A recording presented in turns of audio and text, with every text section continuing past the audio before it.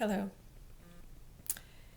I'm wondering if you have trouble sometimes wondering if the Sedona Method is really working for you because of the fact that quite often we get into these reaction patterns and we're so angry at ourselves for kind of doing it again, maybe getting too angry or speaking too quickly or saying too much so that we'll sound smart or people will like us more, or all kinds of little patterns that we keep doing over and over again. Do you ever have that sense that it never seems to completely go away, or you get frustrated with what you think you are or who you are, and you know the reaction patterns?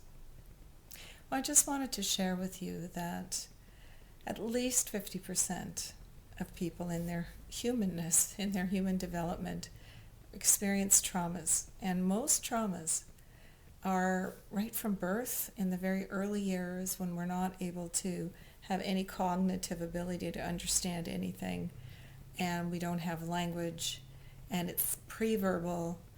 There's nothing there but a traumatic, emotional, energetic pattern. And of course, the younger we are when we have traumas, the less likely we are to not be affected by them in a pretty significant way.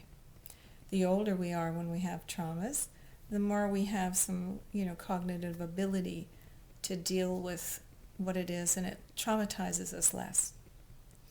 So many people have a lot of this trauma stored up in their limbic system. It's sort of the primitive brain that we all have, and that's what I've talked about in the past, where we have this fight-flight response.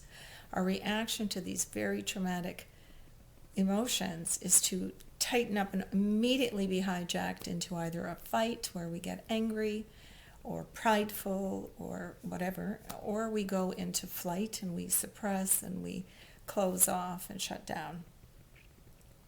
And it hijacks our ability to get into the higher brain, higher cortical areas of functioning in our brain, and certainly that is more of what we would call being yourself, or being present, being able to just kind of know what you want to say and be able to do it, not be limited and hijacked by confused thinking patterns and reactions that quickly come up because of these traumatic kind of feelings that we have.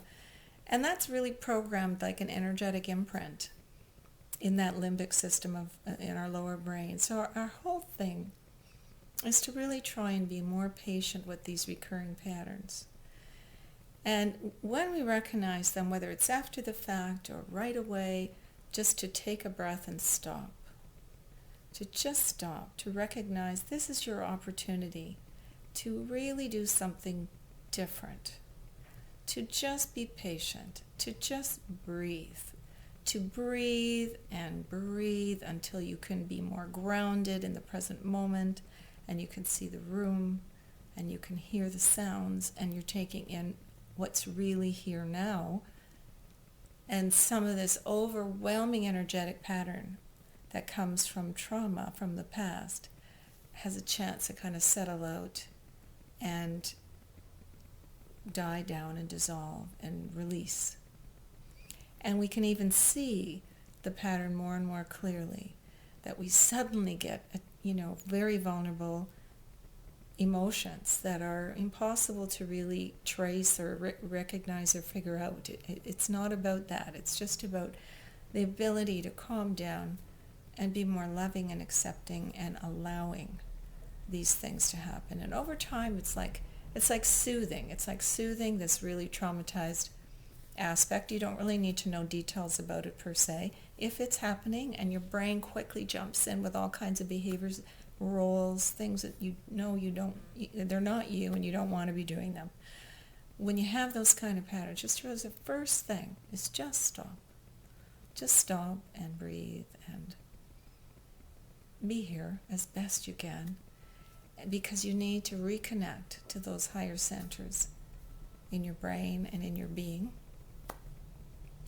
which is always here. Don't worry. These disorganized patterns aren't you, no matter what it is.